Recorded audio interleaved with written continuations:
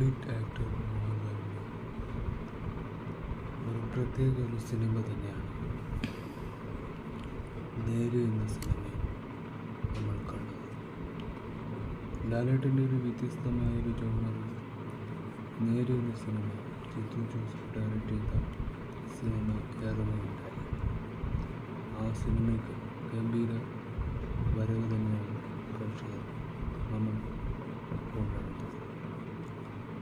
മോഹൻലാലിൻ്റെ ഏറ്റവും നല്ലൊരു സിനിമ കാണാൻ കാത്തിരുന്ന പ്രേക്ഷകർ നല്ലൊരു വിരുന്നായി മാറുകയും ചെയ്തു. ജിത്തു ജോസഫിൻ്റെ നേര് എന്ന സിനിമ വളരെ ആക്റ്റീവായതുകൊണ്ട് തന്നെ ആ സിനിമ സ്റ്റാൻഡേർഡ് രീതിയിലാണ് സിനിമ അറിയപ്പെടുന്നത്. ഹിറ്റിലേക്ക് തന്നെ പോകുന്ന ഒരു സിനിമ തന്നെയാണ്. പ്രേക്ഷകർക്കൊട്ടും മടുപ്പില്ല, ലാഗില്ല, അങ്ങനെ പല പ്രശ്നങ്ങളൊന്നും സിനിമയ്ക്ക് കാണാൻ പറ്റില്ല. മോഹൻലാലിൻ്റെ ഒരു പെർഫോമൻസ്, സിദ്ദീഖിൻ്റെയും ജഗദീഷിൻ്റെയും പ്രിയാമണിയുടെയും അന്ധനായി അഭിനയിച്ച പെൺകുട്ടിയുടെയൊക്കെ സീൻ വളരെ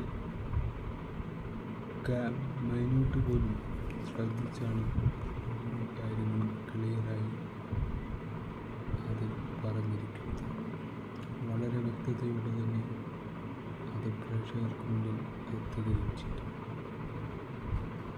ഈ സ്റ്റോറി, ഇതിൻ്റെ തിരക്കഥകൾ ഒക്കെ എഴുതിയവർക്ക് വളരെ നല്ലൊരു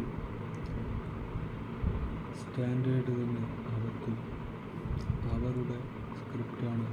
കഥ, ആ കണ്ടന്റ് വളരെ ക്ലിയറായി പ്രേക്ഷകരിൽ എത്തുകയും ചെയ്തു. ഗംഭീര വിരുന്നായിട്ട് തന്നെ മാറുകയും ചെയ്യുകയാണ് നേര് എന്ന ഒറ്റ സിനിമ കൊണ്ട് പ്രേക്ഷകരിലേക്ക്